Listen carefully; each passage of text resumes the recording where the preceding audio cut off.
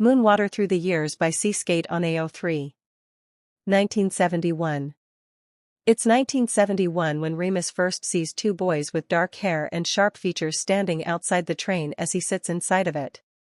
Their mother is with them, her lips drawn in a thin line as a stern look mars what once would have been a pretty visage. There's something aristocratic about all three of them, something that catches eyes in a way that was so different from how eyes stuck to him when the boys at St. Edmund's saw his scars. The older of the two boys sticks out his tongue at Remus when he catches him watching, and Remus turns away with heat high on his cheeks, caught. Soon one boy alone in a compartment becomes four, and Remus forgets all about the younger black brother until Sirius, because he was serious by then, mentions him in passing. Remus doesn't think much of it then. The moon was close and thoughts of a boy he didn't even know paled in comparison to the hurt in his bones. He remembered the name regardless. 1972. It's 1972 when Remus sees him Aegean. Both are a little older and a little taller now when Sirius drags the younger black to sit with the other three Gryffindors. The boy is scowling at them all with distaste, and at first Remus thinks that's because of his blood. He knew the thoughts of the house that the brothers were raised in, that Sirius's parents hate James's for that very reason. And it was in part, but Remus had seen that look on the faces of boys at St. Edmund's when those with aunts and uncles that couldn't keep them came to visit, children that were their own on their hips. It was the bitter look of someone that had something that they never would because someone had taken it from them. Remus understood the feeling better than anyone else in the compartment. His mother had given him up because of his condition, and there stood James Bloody Potter never having known a day without love. Sometimes it was hard to even be in the same room as the other boy. He knew that it was worse for the younger black who was having his brother stolen from him by the very same boy. Remus understood when Regulus fled from the compartment to go to any other. How could he not? Regulus was sorted into Slytherin that night and exiled by Sirius at the very same moment as the hat called out the Serpent House.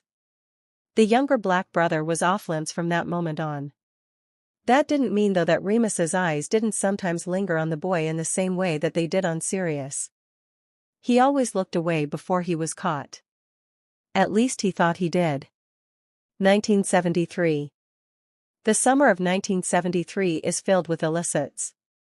Remus is 13 when he finds himself breaking into stores and stealing what won't be missed along with some other boys from St. Edmund's, smoke in each of their lungs as cigarettes sit between their fingers as if they were always meant to be there. He knows better than anyone that he is doing the sort of thing that James, the posh boy that always sneaks a bag of galleons onto Honeyduck's counter before they leave with pockets full of sweets, would hate, but Sirius, free and always seeking trouble, would find it brilliant, eyes shining as he heard. Remus's mind wandered, and for a dangerous moment the wolf wondered if the younger black brother's eyes would shine the same when he came to life, or if it would be brighter. If they would hold all of the stars within the Milky Way within them. He'd only ever seen the younger boy sullen before. He wanted to see what lies beyond the Mona Lisa smile. Remus shoves the thought down, knowing that he would never see anything else. He gets an answer though, late into the term that year when he is walking through the library looking for a particular book on ancient runes. He comes across Regulus in an almost hidden corner of the library, eyes poring over his own tomes as he ran a finger along the page, searching. Remus is there to see the moment that the younger black brother finds the answer that he had been looking for, to see his gray eyes shining like the glint of a dagger as it reflects candle light. The sight felt more right than anything that he could have thought of on his own. 1974. He's in the library once more, 14 now, as he wanders among the stacks. They hadn't been back at school a full week before homework had been assigned, the professors already stressed with preparing them for the OWL exams that they would be facing next year. It's then that the younger black brother seeks Remus out. The Slytherin had heard rumors, had even been told by the other Snake himself, that Remus had punched Snape on the train ride to the school. The split knuckles that Remus still bore should have been answer enough, but the younger boy approached anyways, and Remus knew, fingers itching for a smoke, that this wasn't truly about his dealing with Snape at all. The younger black brother wanted to see what it was about Remus that had caught his brother's attention so thoroughly. Remus knew that there wasn't much to him when placed next to the likes of James Potter. Even Peter had the advantage of being from a pure-blood family, Unlike Remus himself, that was a half-blood but grew up Muggle with a dead father and a mother that abandoned him when he was 5 and he hadn't heard from since. Remus knew that the younger Black wanted to see what it was about him that kept Sirius, forever looking for the next fix of excitement, coming back around. Remus figures that Regulus finds it because the younger boy seeks him out again, and again, and again. Quiet talks in the library where no one else would see as the pair spoke of every manner of things. Remus never felt more at ease than he did when sitting at the other boy's side. He never felt guilty either for the secret of it all that he kept from the other marauders. Sometimes Regulus would bring another in his year with him, a dream-like Ravenclaw named Pandora. The three of them would talk often, though sometimes sitting in silence too, the conversation never forced. He liked Dora, he liked the way that she thought about things, and how sometimes she would look far off as if she was seeing something that no one else could. It was strange, she was strange, but once a month he tore himself apart as he lost his mind to the beast inside, so strange felt a lot like home. Remus found that he still liked it the best when it was just the two of them, Remus and Regulus.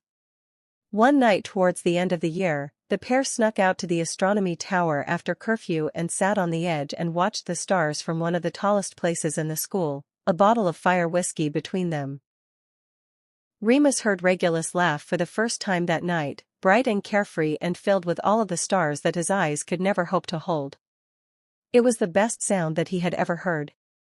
1975. The summer of 1975, Remus met a Muggle boy named Grant Chapman. The summer was filled with hands in hair and kisses on Tand, and every other little thing that he had never let himself believe that he could have. They laid with one another in the grass during the long summer days, hands tracing the scars Remus's skin since it was too hot for sweaters, and Remus knew that this was why he'd always found Sirius devastatingly beautiful ever since they were young. He doesn't think of the way that Regulus looks so much like his brother, doesn't let himself cross that line when Remus thinks that he's caught Sirius looking some days in the common room, something that Regulus never did. Christmas came quickly that year, and with it came a battered Sirius stumbling through the fireplace at the Potter's home, limbs still twitching from the curses that were used on him. His family had wanted him to take the mark, and he had refused even as the spells rained down. They'd left at some point and Sirius said that he found flu powder next to the fireplace. When he ran this time, Remus and the Potters all knew that he ran for good. Remus was the only one that knew that it was Regulus that left the flu powder there so that he could. When the four marauders return to Hogwarts, Remus finds Regulus that night up at the astronomy tower and holds the younger boy as he cries for all that he has lost. Regulus does the same for him after the prank, after Sirius would have made him a killer if James hadn't been there. When Remus kisses Regulus that morning as the sun rose before them, he knew that strawberries and cigarettes would always remind him of this. 1976. Remus and Regulus are together all through 1976, even after the marauders had found their way back to one another, sneaking into classrooms during patrols as closest between classes when they were feeling brave, Remus keeping the map close each time.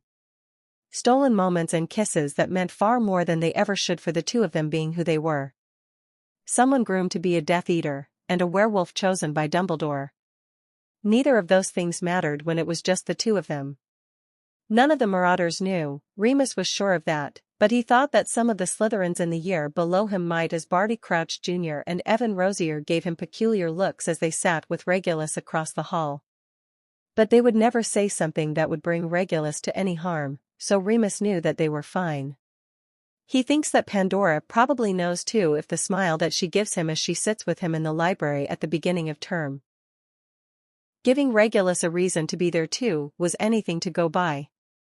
Remus doesn't mind that she knows, it makes it feel as if the war isn't closing in.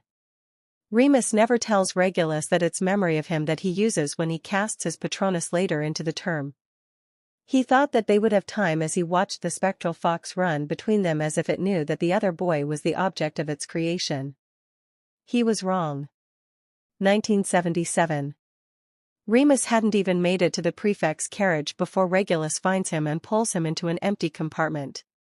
Remus is expecting oppressive lips to his own and can't help but feel confused when the younger teen steps further into the compartment, away from him.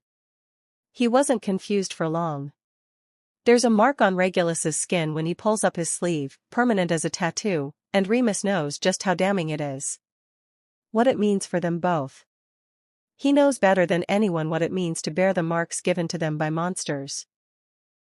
He reaches out for the other anyways, willing to fight for this. To fight for them. For the boy that he'd loved from the start. Regulus only steps further away as he drags his sleeve down and tells the empty air that they were fools to try this at all. That he could never love a thing like Remus, a beast.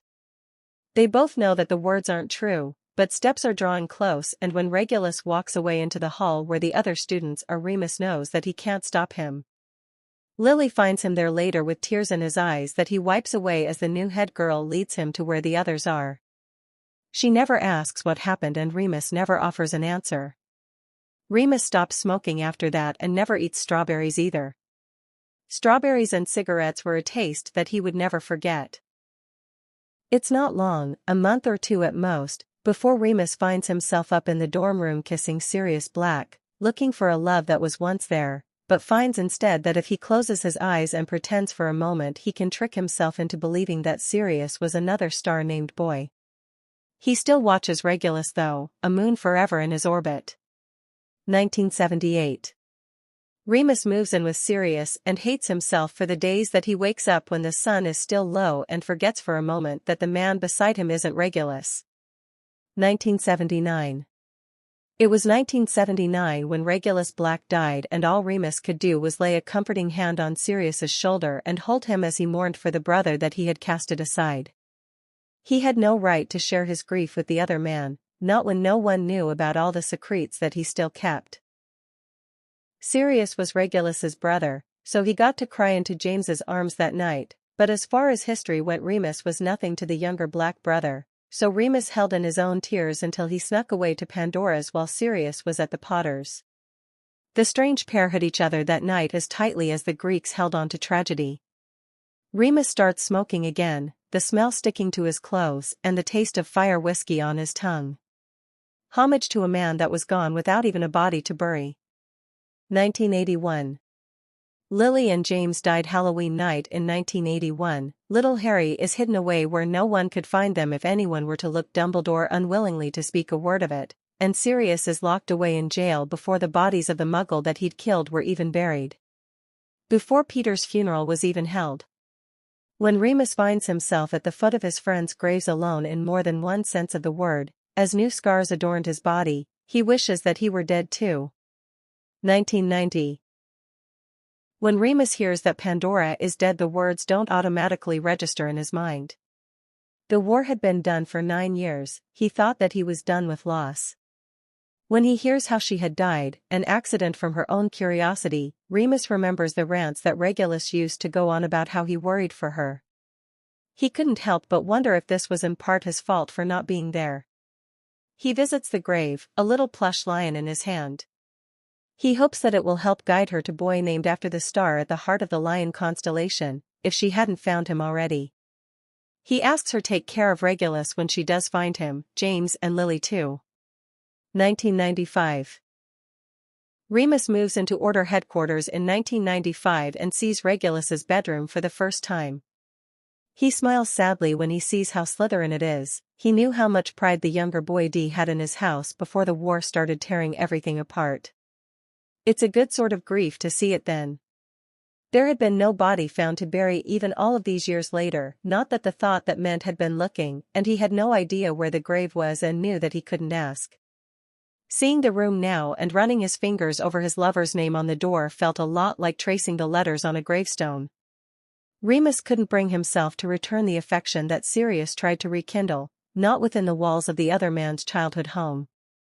He used Sirius's current state of unwellness as an excuse, and stood by him as he tried to get better. When the children came and Sirius spoke of how much he had hated family, even Regulus, Remus had been the only one digging his nails into the palm of his hands as the other man spoke. Creature had seen it still, had seen teen barely hidden grief there and had been kinder to Remus from then on. Remus never could bring himself to return to Grimmauld Place after Sirius died. He couldn't bear to be there mourning them both alone.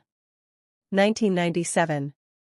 Remus during the war never knowing the truth of Regulus's part in the last one. That's fine though, because when he opens his eyes once more it's to a face that he'd almost forgotten and thin arms now free of any mark pulling him close.